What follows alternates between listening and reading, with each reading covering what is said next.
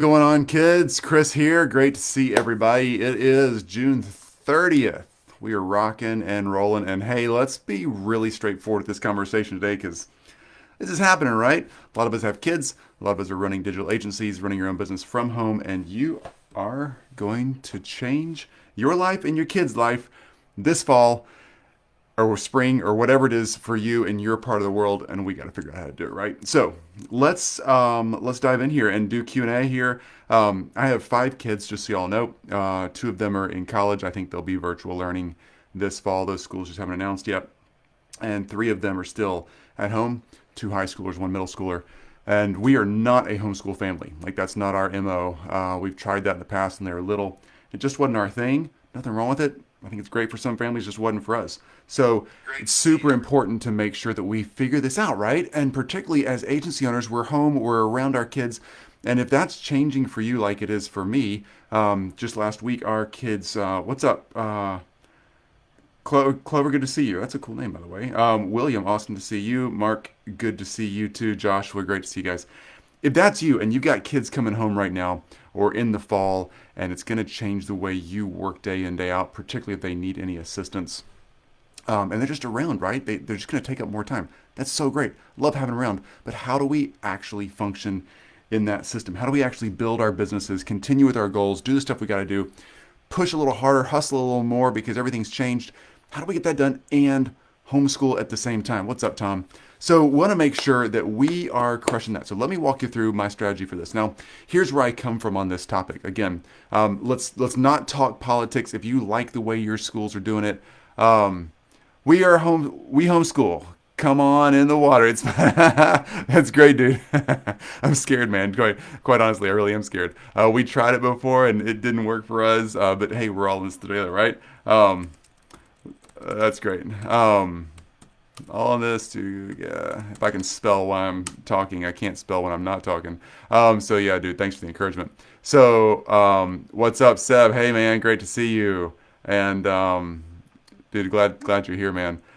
So let's talk about this. Here's where I come from on this. I was homeschooled from the 3rd grade to the 12th grade. Okay, so I get the homeschool model. Been there, done that.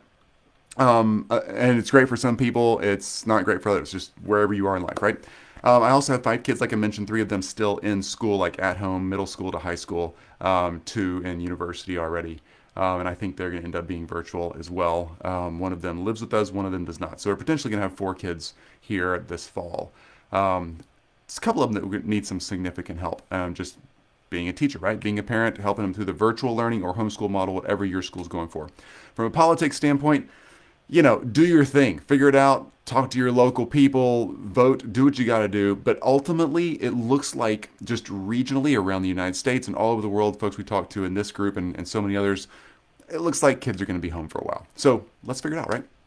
Here's what we do. Now, one other point. I kind of already figured this out because we travel a lot with our family. So anytime our kids are out of school, we take long trips, like a month or 2 long trips, and we go around the world and we have fun. And we do a lot of cool stuff while we're out. But during that time of being out, sometimes I am working as a digital entrepreneur, right? That's what we do. And so we've already figured a lot of this out. So here's how I function in that role. Here's how we functioned this spring when our kids had to come home all of a sudden because of COVID. And here's what we're going to be doing in the fall. And I think this is really, really relevant. So let me just drop 3 simple points in here for you guys. And again, questions. Good morning, Cian. Great to see you. Questions, answers, always welcome. Let's knock this thing out because this is real. So I don't want to mess up my business goals. I want to continue pushing forward. Particularly right now, the market's changed so much in so many cool ways. We're just rocking and rolling, and I love what we're doing out there, and I want to keep doing that. So I don't want to be distracted. So first up, let's point number 1 here. Let me just drop it in here. Plan 3 priorities per day. All right. Can't overemphasize how important this is. All right. We often, as entrepreneurs and digital agency owners, and again, Q&A as you have them, fire them up. As digital agency owners, we often have lots of things we're going to do a day, right? We're holding a lot of plates or juggling a lot of balls or wearing a lot of hats, whatever you want to say. We're doing a lot of stuff. You might be doing 20 different main tasks a day. While you're doing this with kids around, particularly if you're going to have to help out in any way, it is so important to plan the top 3 priorities for you each day. Often when we're traveling and during the fall, once school starts kicking in, I will be planning one, maybe two priorities per day. All right, three max. It's really hard for a lot of us to dial that back, and I can do 10 things. No, three max. If you get 10 things done that day, it's awesome. But if you get the top three things that are most important for your agency done every day, honestly, if you did this all year round, regardless of where your kids are, you would be so much more productive. I started doing this probably 5, 6 years ago, and this has changed the way. What's up, and Andrea? Oh, it's good to see you. Glad you're here. So Andra and Andrea. Sorry, I'm a bad reader, Andrea. And my phone's down there. It's really tiny. So make sure you get those priorities planned out and fixed in your space. Okay. Here's why this is so important, with or without kids at home, if you're homeschooling, virtual schooling, whatever you're doing this fall, or if you're just trying to figure out your agency, you don't have any kids around, all. Top three priorities. If you nail those every day, your agency will grow and thrive. All right. There really aren't 10 things a day that are super high priority. It might be like prospecting or getting billable projects and hours done. Sheridan, awesome to see you as always. It may be so prospecting, sales, billable projects and hours, finding that new staff member, whatever your priorities are, nail down the top two or three that you're going to do every day and get those done. And if it changes throughout the week, throughout the month, that's fine. But focus on getting three things done a day. All right. If you get 10 things done, awesome, good for you. But do not quit until you get the one, two, or three things you promised you're going to do done every freaking day. That is so, so important. And that really narrows the field of vision down for us as we're going into something like quarantine with kids at home, homeschooling, virtual learning, whatever you're doing. That is absolutely what I do. We do it when we travel in the summer, and we also do that during the school times when we have kids at home. And again, we're not a homeschool family. We're not good at this. This is going to be really messy for us, but we're going to jump in there and figure it out, right? And I want to have this space to figure it out. All right, that is the first thing. Absolutely. Let me drop the next point in here. And again, I'm so sorry. I'm a bad speller, and I'm so sorry that I can't type and think at the same time. So number two here. Work in 3 time blocks per day max. Okay, so you have your 1, 2, or 3 priorities, right? Now pick time blocks in your day. Time blocking is such an important skill set to really master if you're living on the road like we have, or if you're homeschooling like we're about to have to start doing. By the way, I love my kids. Super glad they're around. This is an amazing opportunity. I get to hang out with them more than ever. And in some ways that could be frustrating, but in a lot of ways it's really, really good. We have a chance to impact this next generation and really grow them and help them learn and help them think and help them understand the world around them. It's something parents don't get to do that often. So I'm looking forward to this. Quite honestly, I really am. I was scared at first, but now I think I'm ready to rock. So you want to make sure that you've got time blocks planned, okay? So when I say time blocks, I mean 30 to 90 minutes per time block, where I'm going to get priority 1 done. Let's just talk about priority 1. I'm going to get priority 1 done, and I know it's going to take me maybe an hour, okay? So I'm going to plan a time block between 30 and 90 minutes, in this case an hour. It's never going to be longer than 90 minutes. If it's a bigger task, break it up into multiple time blocks. Maybe break it up into multiple days. But 30 to 90 minutes where I know I'm going to be able to sit down, headphones in, door closed, whatever. If you've got littles, they're watching a movie. I know you don't want to throw them in front of Disney movies all day long, but hey, you got to get your work done too. So if you have a in-law or something who can, one of my staff members has her 2 sets of in-laws calling every day. This has been going on since the quarantine started back in March here in the States. Every day they're calling the grandmothers, and they're reading like they're reading a book like Harry Potter, Lord of the Rings, or whatever, to their like 2nd grader and 4th grader on a FaceTime or a Zoom call, whatever. That's like taking an hour or 2 a day, where in-laws or some other loved one in the family is kind of babysitting and educating and building a relationship. What a cool idea, right? Anyway, find a time block, 30 to 90 minutes, where you can knock out a priority. All right, get the kids settled. Lock in, get it done. All right. That is priority 1. You take it in the first time block, you crush it, you get it done. All right. Second priority, put it in the next time block. And third, put it in the next time block. All right. 3 time blocks a day, honestly, is pretty aggressive and it's pretty tough to do. So want to make sure that you're really careful with that. Start with 1, start simple, just execute and get it done. Yeah. All right. And Andrea, let's see. And we're a homeschool fam, and I live by no more than 3 rule and a time blocking. I know I do well in 45-minute burst, so I time block that way. 90 minutes is a bit intense for me. Haha. Great insights, Chris. Love this. Fantastic point there. So there we go. A real deal live homeschool parent. Somebody who's like light years ahead of me. So glad. Thank you for sharing. Because I'm really scared right now.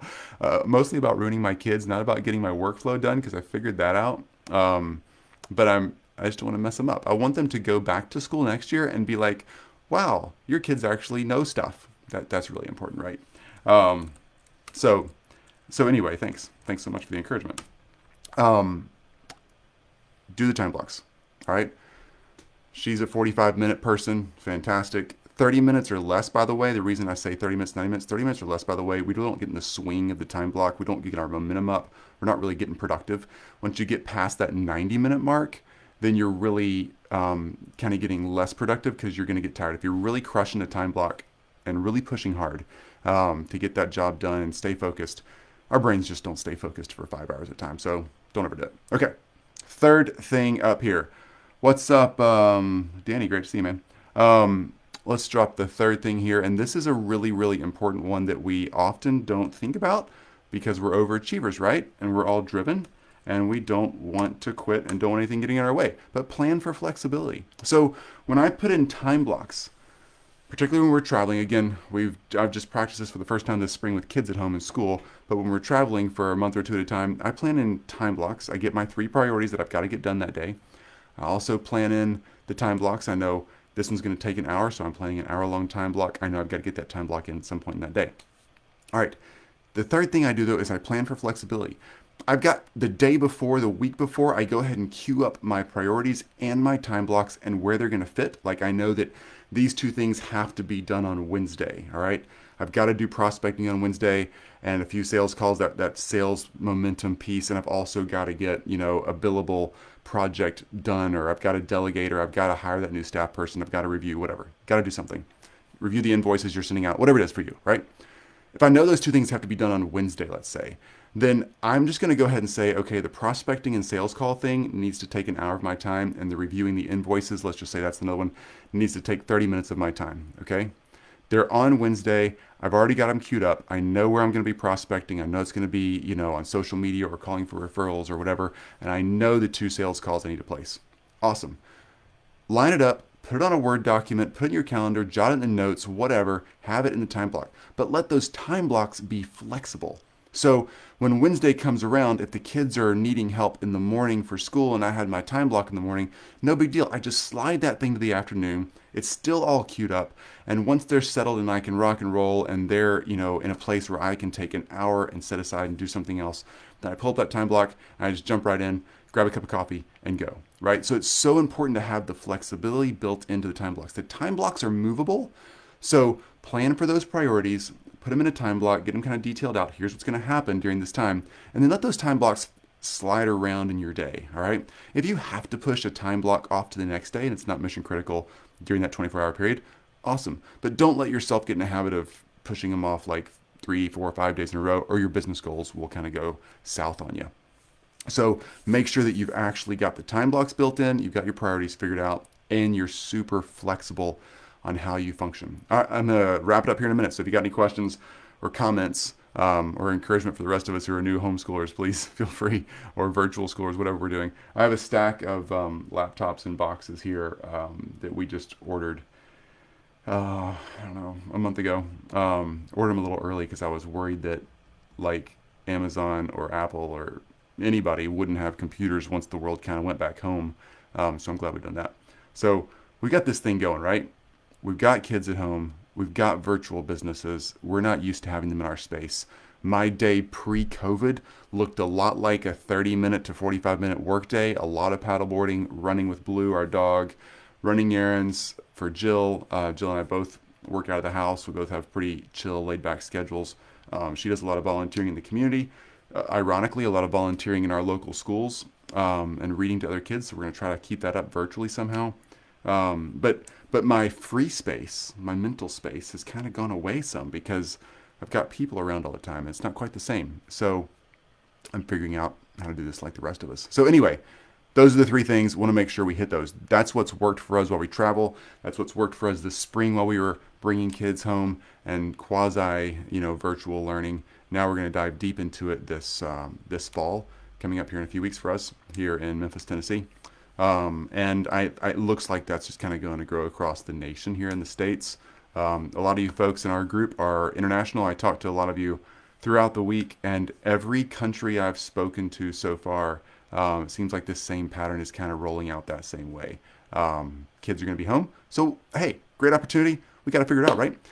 CN, my thoughts and prayers are with you, homeschooling parents. Been there, done that, got the t-shirt. Thanks, CN. Oh my gosh. So just so we don't ruin them, I think we'll be all right. So I think that's it. That's what I want to bring up today, because that pattern of planning your three priorities, putting them in time blocks, no more than three. If you can get it down to one or two a day, great. You'll feel successful. You'll get the important stuff done. That stuff is the important thing. And then being super flexible, but letting those time blocks flex around, but not the priorities. Get the priorities done. Just when you get them done, can flex around, but make sure you get to anchor those time blocks. All your emails and everything else in the middle, emailing, calendaring, checking on staff, looking through your task management system, all that stuff, fill it in the gaps, right? Sit there with your phone and hammer that if you need to, all right? It's frustrating. It's hard to get all done at once, but make sure your priorities, the ones that make you money and grow your agency, are anchored down tight. And today is time block as Chill Town. No meetings. Haha. That's why you're hanging out here. I'm glad to be part of Chilltown for you. Thanks so much for hanging out. Anyway, you folks are awesome. We're in this thing together. We all got this. Great opportunity to help our kids and our communities. One other thing I want to just throw out there, if I can encourage anybody in this process, if you have a little bit of margin financially or a little bit of margin from a time standpoint, invest in your local communities. There are so many kids and so many families who don't have an opportunity right now, right? They're in a spot where they might have a job loss. Their job might not have started back up yet, or it may be started back up, and they're trying to figure out what to do with childcare. And that's a really big deal, right? A lot of kids in our community, they go to school and they're eating, right? I mean, it's lunch and breakfast for them. So we're finding ways that we can engage with our kids and our neighbors and other folks in our community that have a little more margin, either financially or time standpoint, to really invest and reach out, read to kids virtually online, reach out to your local schools and find out how you can help support the teachers, find out how you can help support the kids, where you can donate for those lunch programs, where you can volunteer virtually if you want to do some reading or some tutoring if you're good at math or science or something like that. There's so many cool opportunities right now where we can really have an impact in our communities in a really awesome, unique time. So anyway, tons of stuff we can be doing, tons of ways to move all of us forward. And it is, as I've said so many times, it is the entrepreneur community who gets to move so much forward from an economic standpoint. We get to impact our clients. We get to impact our clients' clients. We get to show them how to lead and take action and grow in this kind of a digital world that we're all being forced into. But we've got this. We've mastered this years ago. So we know the digital space, helping people into that, even if it's just from a community support standpoint where you're helping people learn and grow and take care of their families. That is such a cool thing we can do. So as always, continue being awesome. It's great hanging out there, everybody. I will do more Q&A anytime. I'll see you all probably a little bit tomorrow. Tomorrow is Friday, right? And happy early Friday. And then definitely on Monday and Tuesday and Thursday. We've scheduled these for Monday, Tuesday, Thursday every week at 10 a.m. so we can make sure we get everybody on track with anything profitability, scalability, people, systems, all of that, and handling the real life stuff that's going on right now as we're all morphing and changing in this really interesting time. And honestly, from an entrepreneurial standpoint, it's a pretty exciting time. I love what's going on and the opportunities we get to grow. CN, I love that idea. Wonder where I need to start. Call the ISD. Reach out to my teacher friends. Yeah, CN, what we've done is we've reached out to our teacher friends. We have teacher friends because Jill's volunteering in the past that are like in the schools. So just reaching out to them, say, what can we do? And then also just reaching out. The school districts are pretty overwhelmed right now because they're just trying to figure out how to hand out tablets and laptops and get kids up and running. But lots of local nonprofits that are child-serving nonprofits like your Child Advocacy Center, your food banks, child education programs like through your zoos, your museums, Big Brothers, Big Sisters, all those kind of organizations, they're kind of really getting their head around this whole thing. And they've already created part of the wheel, so you don't have to recreate the wheel, so to speak. And I think that's a great opportunity. So, CN, that's where I would start. That's what we've done, and those resources have been really great and very appreciative. It doesn't take what you want to read to kids for an hour a day on a Zoom call. Super cool. Your local museum or science place or zoo or library, those places are doing it. They're setting up the programs. They just need people to help out. Okay. Talk to you all soon. Have a fantastic Thursday. You're all super awesome. Keep being that way and keep being innovative. Keep stretching and growing and learning and seeing opportunities and taking advantage of those things to help you, your clients, your markets, their clients, their markets moving forward. And you got this. Andrea says, I'm partnering with a specific creative magnet school local here on writing for a week-long workshop with them where they write a small book and self-publish. I connected through a teacher. Perfect. Isn't that cool? Like, way to go. Super cool. Fist bump there. Way to go after getting after this thing. You're using your skill set, using your talent. And I just think that's so cool. There's so much we can all do in this. I'm kind of sick and tired of watching the news and listening to the politics, regardless of what side of the fence you're on, and listening to everybody fuss about wearing mask or not wearing mask. I get it. I'm so glad I'm not a public leader right now. You can't make a decision that's going to make everybody happy. All that stuff is real. Glad I'm not in charge of a school district, blah, blah. But I am an entrepreneur. I do have a brain. I do have a skill set. We all do too. And there's so much we can do. So get out there, be awesome. Talk to you all soon. Have a great Thursday.